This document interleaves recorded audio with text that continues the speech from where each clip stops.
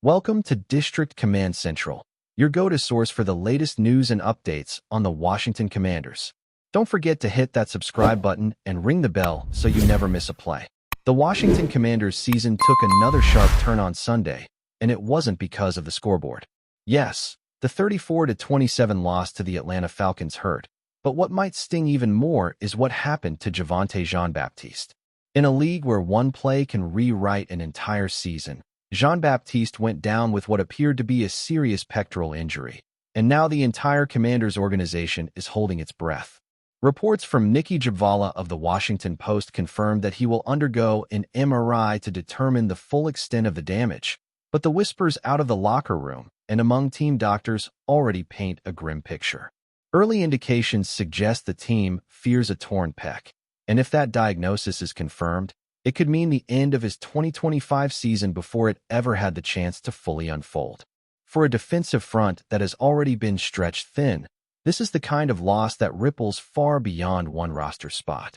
What makes this situation so tough for Washington is not just the fact that Jean-Baptiste isn't a superstar in headlines or a Pro Bowl name fans chant about, but rather that he embodies the type of player every team desperately needs to compete in today's NFL. He carved out his role in Dan Quinn's defensive rotation by doing the gritty work, providing bursts of energy off the edge, contributing on passing downs, and being reliable enough to hold his ground against the run. These aren't the glamorous jobs, but they're the connective tissue that allows a defense to function as a unit. Take one of those pieces out, and suddenly the rotation thins, the fresh legs aren't quite as fresh, and the pressure mounts on the remaining players. A torn pectoral muscle usually requires surgery, followed by months of rehab, and in most cases, it shuts down a player's entire season. That's the dark cloud hanging over Washington tonight, the possibility that their depth has taken a hit they simply can't afford. The Commanders' defense has already been through its share of trials this season. Injuries and inconsistency have made it difficult for Quinn to get his scheme humming at full speed, and every time it looks like they're ready to turn the corner, something else seems to break down. Jean-Baptiste's absence, if confirmed, leaves a hole that isn't easily filled, not just because of his talent, but because of the timing. This is a group trying to find its identity in the first month of the season, and now they're forced to shuffle again. The immediate beneficiary of this unfortunate turn might be Jalyn Holmes, a player who's been around the league and now finds himself on the cusp of bigger responsibilities. Holmes will almost certainly see a jump in snaps, and while he's been serviceable in the past, this will test whether he can truly anchor a portion of the defensive line rotation. Washington needs him to hold the edge against the run and occasionally disrupt opposing quarterbacks, but expecting him to replicate Jean-Baptiste's energy is asking a lot. Pass rush has been one of the Commanders' biggest frustrations so far, and losing another rotational rusher doesn't make that climb any easier. The defensive line, long considered the strength of this roster, has yet to dominate games the way fans hoped it would. Without consistent pressure, quarterbacks have found time, and defenses have been stretched thin. Jean-Baptiste might not have been the headliner, but his snaps mattered in wearing down offensive tackles and keeping the stars fresh for key downs. Now, without him, the rotations shorten and the margin for error shrinks. Quinn knows that games are often decided in the trenches, and the Falcons game was a painful reminder of what happens when that battle tilts even slightly in the opponent's favor. But here's where Washington's front office deserves some credit. Anticipating that depth could be an issue, the team already made a move earlier this month, signing veteran pass rusher Preston Smith. Smith isn't just another body. He's a proven commodity, a player who started his NFL journey right in Washington back in 2015 and has since accumulated 70.5 career sacks. That's the kind of experience and production you can't fake, and his presence suddenly looks far more important than it did just a few weeks ago. With Jean-Baptiste possibly out for the year, Smith could be thrust into a larger role immediately, and fans might see him lining up as soon as Week 5 against the Los Angeles Chargers. It's almost poetic, a player returning to where it all began, now tasked with steadying a defense in need. Smith isn't the only insurance policy Washington has, but he might be the most critical. Von Miller, signed in the offseason, was always meant to be a situational weapon, a closer of sorts for key downs. At 36 years old, however, The Commanders know they can't ride him for heavy snaps every week without risking another injury setback. That's where Smith becomes vital. His durability, his ability to play both as a starter and rotational piece, gives Washington the flexibility it needs right now. Still, relying too heavily on veterans while younger players adjust isn't the long-term formula Quinn probably envisioned for this defense. But in the NFL, plans rarely survive contact with reality. And this is the reality Washington faces. Patch the holes, reshuffle the line, and hope the pieces hold together long enough to compete. The uncertainty surrounding Jean-Baptiste's MRI looms large. Until the results come in, there's always that faint hope that the injury is less severe, maybe a strain rather than a tear. But hope doesn't erase history, and pectoral injuries are notoriously unforgiving. If the worst-case scenario plays out, Washington will lose not just a player, but a part of the identity they've been working to build on defense. That's the cruel irony of football. Sometimes the names that don't make headlines are the ones whose absence changes the most. It's about rhythm, about rotation, about how each player contributes to the greater whole, and Jean-Baptiste had become a quiet but meaningful part of that puzzle. For Commanders fans, this is a familiar frustration. Year after year, injuries seem to test the depth of this roster, and year after year, the margin between competing in the NFC and falling behind widens with each absence. The NFC East, and the conference as a whole, is unforgiving. Every team has talent, every opponent brings challenges, and losing ground early can set the tone for an uphill climb. That's why this moment feels so pivotal. Washington doesn't just need bodies on the defensive line. They need cohesion, momentum, and a sense that the group can withstand adversity. Losing Jean-Baptiste threatens all of that, and it puts even more pressure on Quinn to adapt quickly. And while the conversation naturally circles around the Commanders, this story also underscores a larger truth about the NFL in general. No matter how well you draft, no matter how smart your free agency moves look on paper, the health of your roster is the ultimate X factor. Coaches plan, general managers strategize, but all of it can crumble with one awkward fall or one unfortunate twist. Jean-Baptiste isn't the first player to suffer this fate, and he won't be the last. But his situation is a reminder of how fragile a season can be. 1 week you're talking about building momentum after a tough loss. The next you're scrambling to replace a key contributor and rethinking the entire defensive rotation. For now, Washington can only wait. The MRI results will tell the story, and until then, speculation fills the void. But if the early fears prove true, the Commanders will once again be tested by the harsh realities of the NFL. They'll have to lean on veterans like Preston Smith, ask more of players like Jalen Holmes, and hope that Von Miller has just enough left in the tank to be the difference in critical moments. And fans will have to adjust their expectations, not because the season is over, but because every injury narrows the path forward. The Commanders wanted to compete in a loaded NFC, but competing often comes down to surviving. Whether they can survive this latest blow may define their season. If you're enjoying the coverage, make sure to smash that like button and drop a comment with your thoughts on the Commanders' latest moves. We want to hear from you. So, hold on tight, because the NFL world might just be about to explode with one of the juiciest controversies we've seen this offseason. Picture this: Jerry Jones, the outspoken and larger-than-life owner of the Dallas Cowboys, deciding to throw a little shade that could ignite an entire division. According to the Grapevine, Jones allegedly made some comments recently about the Washington Commanders, and let's just say, he didn't exactly tiptoe around the praise. In fact, insiders are saying it sounded more like a full-on dismissal of the franchise, questioning their competitiveness, their management, and even the trajectory of their roster. Now, you know Jerry, he's never been one to mince words. He's the guy who thrives on being the loudest voice in the room, whether it's during draft season, in press conferences, or just when he's letting the world know that in his eyes, Dallas is the pinnacle of football greatness. But this time, it seems he may have crossed a line. Rumor has it, during a closed-door meeting with certain NFL stakeholders, Jones suggested that the Commanders aren't built to compete with the elite right now, and even hinted that their off-season moves have been underwhelming at best. Of course, in the world of NFL rumors, phrases like that spread like wildfire. And you can bet fans, analysts, and even rival owners are already dissecting every syllable. Now, here's where it gets spicy, because the story doesn't stop at Jones talking.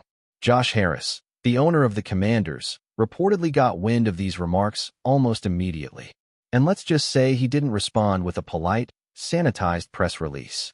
No, Harris allegedly fired back with what insiders are calling a fiery and unapologetic response that's already making waves across social media and sports networks.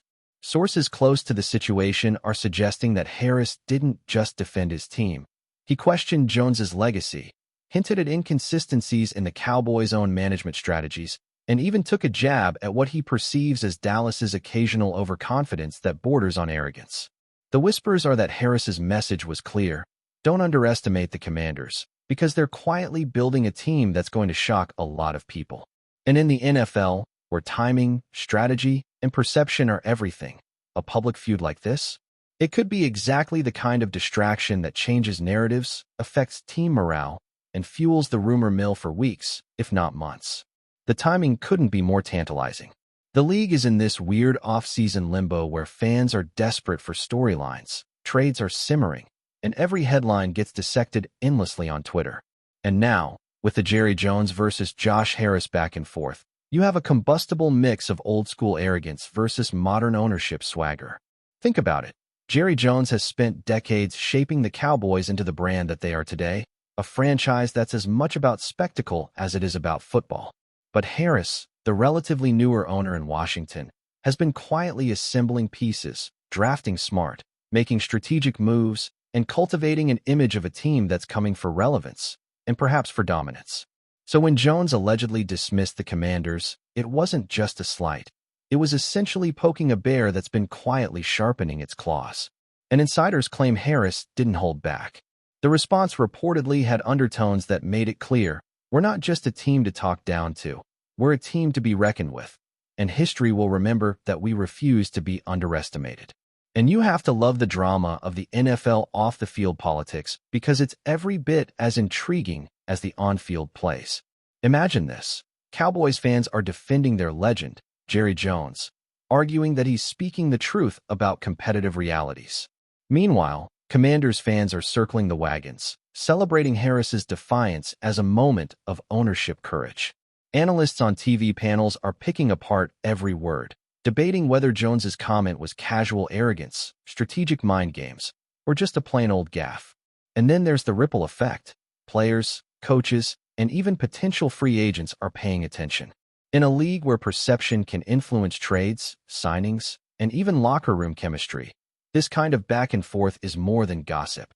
It's a story that can affect decisions at the highest levels. And insiders hint that both sides are subtly maneuvering behind the scenes, preparing for the moment when the season starts, when the real showdown, whether on social media, in press rooms, or on the field, will happen. What makes this rumor even more tantalizing is the potential for escalation. Sources suggest that this isn't just a single comment and a single response. There have been multiple exchanges behind closed doors, some of which haven't leaked yet. There's talk of strategic messaging, media leaks timed to coincide with key off-season announcements, and subtle hints dropped during interviews and podcasts that could fan the flames further. It's classic NFL psychological warfare, really. Plant the seeds of doubt, test the waters, and let fans and pundits do the rest.